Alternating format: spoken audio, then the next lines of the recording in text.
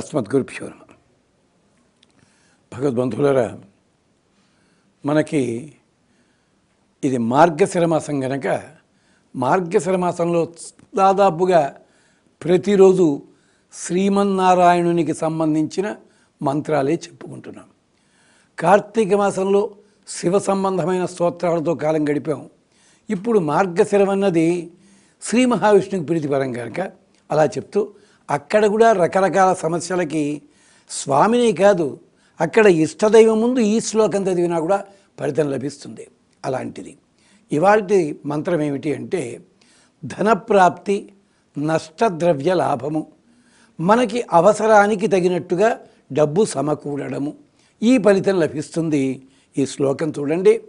యజ్ఞేశ అచ్యుత గోవింద మాధవ అనంత కేశవ కృష్ణ విష్ణు హృషీకేశ వాసుదేవ నమోస్తుతే.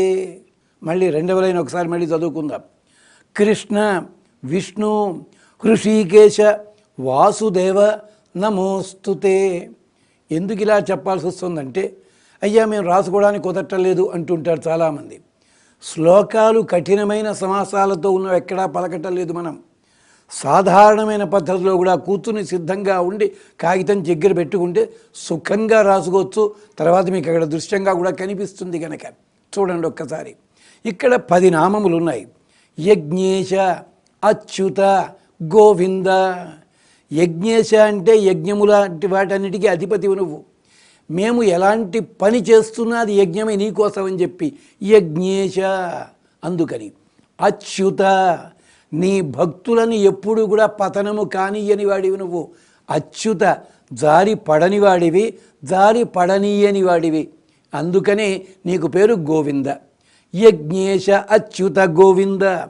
మాధవ అనంత కేశవ. మాధవుడివి అంటే మౌనము చేత యోగము చేత కూడా నిన్ను పొందగలము. లేదు, మా అంటే లక్ష్మీదేవి. లక్ష్మీదేవికి భర్తవు నువ్వు. అంతటి వాడివి, అనంతుడివి, ఎంతో సంపద కలిగిన వాడివి, ఎంతో శక్తి కలిగిన వాడివి. మాధవ అనంత కేశవ అంటే కహ అంటే బ్రహ్మ, ఈశ అంటే పరమశివుల వారు. సృష్టి లయలకి మధ్యగా నీ ఉండి స్థితి కలిగిస్తున్న వాడివి. అందుకని కేశవ అయ్యావు. కేశవ నామాసి కేశవ.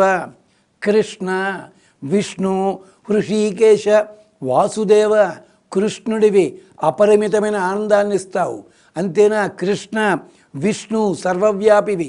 హృషీకేశ, మా ఇంద్రియములన్నిటికీ కూడా అధిపతివి నువ్వు. హృషీకేశ వాసుదేవ, సకల ప్రపంచము వ్యాపించి ఉండేవాడివి. నమోస్తుతే. అంతకంటే మేమేం అడగం. ఈ 10 నామముల లోపల మా కోరికలు 10 రకాలు అడిగేశావంతే. చూసుకో, నీవే మాకి. ఎంత సుకరమైన, ఎంత సులభమైన శ్లోకము చూడండి. మరొక్కసారి మళ్ళీ చెప్పుకుందాం. యజ్ఞేశ అచ్యుత గోవింద మాధవ అనంత కేశవ కృష్ణ విష్ణు హృషీకేశ వాసుదేవ నమోస్తుతే. ఈ స్వామిని ఇలా ఆరాధన చేయండి. నష్టద్రవ్యాన్ని తిరిగి పొందండి, ధనప్రాప్తి పొందండి, వైభవాన్ని పొందండి.